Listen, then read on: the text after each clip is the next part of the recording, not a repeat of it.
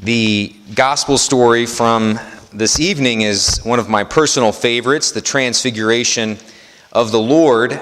And many people, one of the questions, there's lots of questions that come out of this, but one of them, of course, I think would be, why does this happen? Why does Jesus get transfigured and glow, and why does the Father show up? And another question, why didn't that happen all the time? We talked about that a little bit last year. Why doesn't Jesus just glow all the time?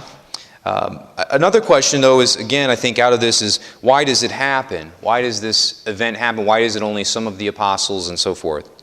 And I think that one of the things that we can take away from this is that one of the reasons that Jesus is transfigured before these men is in order to steady them years later when they are being scourged, when they are being thrown in jail, when they are being beaten and spit upon, and ultimately when two of them are killed for their faith in Jesus. Jesus gives them this gift and says, this is why I am who I am. I am who I said I would be. And you will see other signs, and you've seen amazing signs, but just in case you have a moment of doubt, that last moment, or in those moments where you are severely being tortured or forced or considering turning back on me and giving up on my name and forsaking my name, I want you to remember who I really am, who I am in my fullness. And so he gives this privilege to these three men who will be the foundations and pillars of his church, Peter, James, and John. And so I think that I would also then like to kind of maybe talk a little bit about that transfiguration, that notion of Jesus doing that, being transfigured in order to steady and bolster the faith of those apostles. Because I want to actually tie that into, in a way, and it's not just a cheesy segue, I promise, I want to tie that into a little bit with what we're trying to undertake here in terms of transfiguring our church and updating and trying to repair this building. And again, you might sound like, okay, well, that's just something that we're talking about just because it's going on. But I think that this campaign is actually in this attempt to look at what our church structure is and what we're going to do about it has a lot of spiritual components to it. And it's not ultimately about money. It's about much deeper things than that. And I wanted to take a little bit of time to reflect on that in relation to tonight's gospel of the Transfiguration. And I wanted to start by looking at what we have here in our church. What's the situation? And it's easier to start with the bad news because this campaign is one I think of about positive momentum and so forth. But last Saturday night, some of you may have heard a chunk of the choir loft fall down. Hopefully not too many of you. Luckily didn't hit anyone, but there was some plaster that fell off of the choir loft last Saturday night. We have some erosion under the support beam that is underneath the main aisleway. There's a concrete wall or brick wall down there, and a lot of the dirt is eroding underneath that. You can actually see up here the steps in the altar have separated about a ½ inch over the last couple of months. That doesn't happen in a building where things are okay. That happens in two places. Places where there's problems with the foundation and earthquakes. We haven't had an earthquake, so we can basically assume that the foundation needs work and soon. The choir loft pillars are all sitting on piles of rock. That is what supports them underneath the wood of our floor. We've had over 25 years of water seeping into the walls, especially on this side of the church. It's been flooding been through a wicking action up into the walls from the foundation. And so because of that, the floor joists that are along this wall here are all rotted, and that rot is spreading, and that is probably why some of the floor is sagging. We brought in, when I first got here, a person from the Archdiocese to kind of just assess the situation. I had no idea. I don't know anything about construction. I can build a fort in the woods that'll last about a night, but that's it. And so we brought in a person from the Archdiocese who oversees all of the churches and all of the buildings in the Archdiocese. His name is Eric Atkins. And he came in, and as soon as he walked in, he said, actually, Father, this smell takes me back to a place. And I said, oh, really? Where is that? And he said, Holy Angels in Indianapolis. Now, Holy Angels in Indianapolis was a place that I was very familiar with because 2 years earlier or up until I came to Annunciation, I was in the West Deanery near Holy Angels. That was one of the schools that fed into Ritter High School. Holy Angels was a church where they had Mass like every Sunday, of course, and this one particular Sunday they had Mass just like always, left.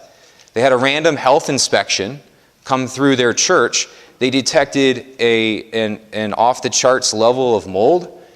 They never went back into that church again. They never had Mass in there. The church was demolished, and they still don't have a place. They worship right now on Marian College's campus at their chapel.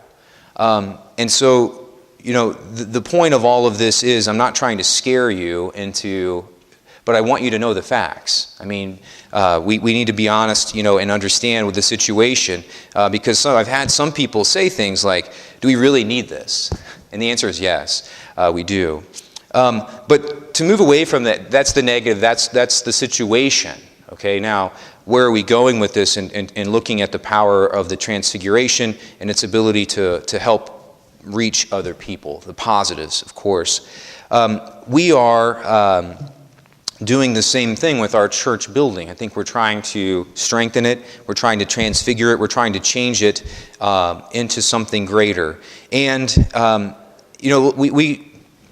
if we get the walls fixed up, and we get the replaster, and we get some paint in here, and we get the altars and the floors cleaned up and all that good stuff, we should be honest that it will be easier and it'll be nicer for us to pray here. We'll be like, I'm glad we did this. It's cleaner in here, or whatever. It's nice. But we're not doing this for ourselves. And that's a real important thing to understand. The first reason that we are fixing this, we're entering into this campaign and we're attempting to repair our church and upgrade and kind of spruce things up and clean them up to like they have been in the past.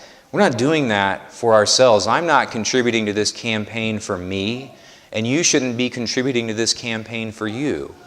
The reason we're doing this, and this gets back to the Transfiguration, we're doing this for other people, other generations, but also the other people who are outside the walls of this church, who maybe will stop by to visit, or who will come, who don't know anything about Jesus, who don't know anything about the Catholic Church, but they come here and they're like, wow, something different is going on here. God had the Israelites build a temple in the Old Testament, and He had them use gold and silver, and they gave of their finest luxury items to build the temple, and God instructed it very clearly. This needs to be gold, this needs to be silver, this needs to be painted, this needs to have nice curtains, nice garments, etc., etc. He gave them plans and they built it. But he didn't have them build this temple because He needed a temple. He didn't just say I need a nice place to live among the Israelites, and so I'm going to make a nice temple for myself. That wasn't it at all. He did it because the temple was built to proclaim not to the Israelites, but to the nations that did not believe in God yet, so that when people saw it, they would say, that's different. That's something that I wonder what's going on there. I wonder why that is so beautiful. I wonder, there's something there that's not the same as the stuff that we're used to. When I was at St. Malachy, I preached about tithing. I took the bad homily, I was like, I'll talk about money, Father Joe. You're the pastor, and everyone can write nasty emails to me because I get to leave, in a few years, and you're the pastor. So I'll preach about tithing, and I did, and I talked about how, I said, if we go bankrupt, and here at St. Malachy, which we wouldn't, but if we go bankrupt or our church building falls down, we're still going to have Mass. We'll have it in a cornfield, we'll have it in the woods, we'll have it wherever, we'll have it in the parking lot. That's not why we contribute. That's not what it's about. We're going to still have Mass. The point is that there are about 300 people who come to Mass here right now, and there are about 10,000 people who live in Brazil. And we have a job to do. God has placed us here, and this building is part of our mission to proclaim to the nations. And so we're doing that, proclaim to our neighbors, proclaim to our friends.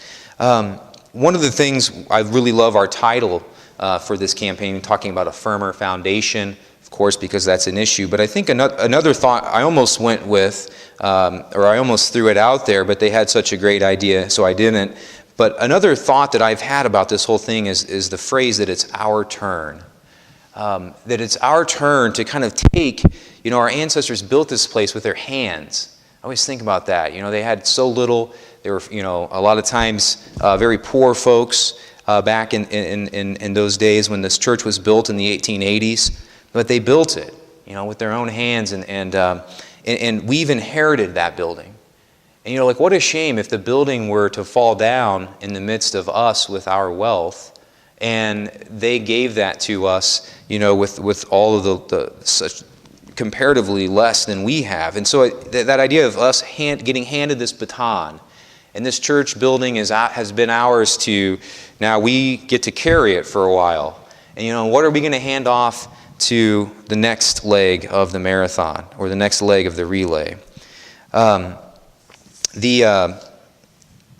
whole phrase of our turn, I think people a lot of times too, when you talk about trying to beautify or transfigure and make new again a church space, a lot of times people will say, especially in Catholic churches, it should be simpler. Why don't you sell everything? Why don't you get rid of everything and help the poor? It's interesting that probably the two greatest people in the history of the church to help the poor are St. Francis and Mother Teresa. You may have your own top 5 or may rank them differently, but they're certainly in there. Mother Teresa and St. Francis.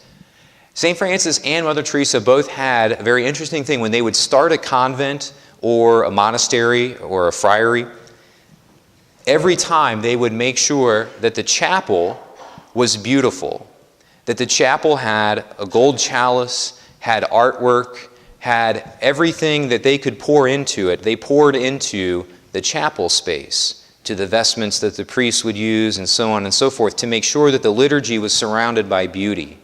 And then Mother Teresa would sleep on a dirt floor. And all of her sisters, they didn't have anything themselves, but they put everything that they did into the Mass and into their worship space. And I think that's so powerful. Everyone's like, we need to help the poor. And Mother Teresa's like, I know, I do. But the first thing we have to do is we have to make sure that what we're doing here, which is where our charity flows from, is surrounded by things that are beautiful. So I hope we take Mother Teresa as an example. I think if we have nice clothes, but we don't want the altar to be adorned nicely, what does that say? If we have gold and silver and all these other things laying around our house, but we don't want to see any of that in our church, what does that say? If our homes are beautifully painted and so on and so forth interiorly, but our church isn't, what does that say to somebody who visits this space? Would they say that this is the most important thing in our lives or not?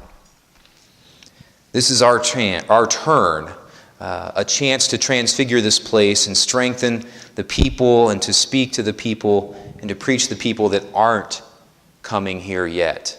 That's what our goal is. That's what my goal is. I've lived in Rome for 6 months and have been back a couple of times, and you go to St. Peter's Basilica, right? And you see literally from 9 in the morning until 5 p.m. you can't get in. It's packed, jam-packed. This huge space, probably 20,000 people in there at a time. They're constantly flowing through. Maybe 100,000 people get through St. Peter's Basilica every day. More people have converted to Catholicism because of being in St. Peter's than the preaching or the example or anything else of all the popes that have lived there.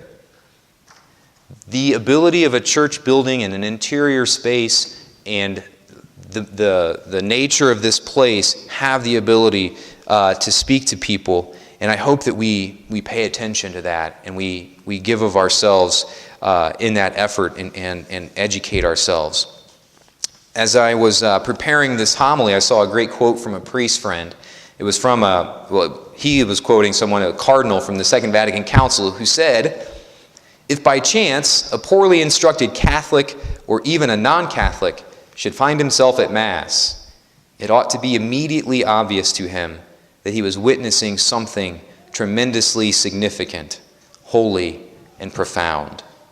And I think that's what we're doing. Mass in the parking lot is not as beautiful as Mass in a beautiful church. Would we still have Mass in the parking lot? Absolutely. Is this required for salvation? No. But it has a lot to do with reaching out and preaching and drawing people in who are not here yet. we have a lot of opportunities to become educated and to learn about this process and why we're doing it. My brother always had a saying, if you want to make the baby Jesus cry, do X, So if you want to make the baby Jesus cry, or if you want to make me cry more particularly, ask me in a month why we're doing this. We have a lot of opportunities to find out what's going on, to ask questions. Why are we doing this? I've heard rumors of this. Someone came up to me the other day and said, I heard we're paying for Edward out of the Capitol campaign, our new music director. I'm like, what? That was, somebody made that up, I don't know how that happened. Welcome to the Catholic Church, right? But there's lots of questions, lots of things out there, lots of opportunities at the same time to find out the answers to those questions. And so I hope you take advantage of that. You've been invited to a dinner or an informational fellowship meeting, whatever it might be. I beg that you would consider going to one of those and finding out why we're doing this. The film crew is here actually filming a video. They've been here all day working on a video for those meetings. And it's going to be a really an awesome opportunity to find out the answers to questions that you might have. I think, again, just in closing, our ancestors, I think, again, I keep coming back as I pray in this church all the time in the morning or whatever it might be, and I think about the ancestors, the pastors that came before me and the people that built this church with their own hands. A place that, if we're honest, if it fell down, we could never afford to build this ever again. We couldn't build this thing from the ground up. But we can, if we pitch in, I think we can preserve this gift that's been given to us. And we can make it a place where when people walk in, they want to know a little bit more about what we're doing here. And the transfigured body of our Lord, as it strengthened the apostles, so does the transfigured church, a beautiful church space, transfigure the hearts of all those who visit here. So may you keep our efforts in your prayers and pray as we set out on this journey together, one that will be very exciting. And I hope and pray that someday we'll be able to bring our relatives and our children and grandchildren here and to say, look at this beautiful place. I had something to do with this.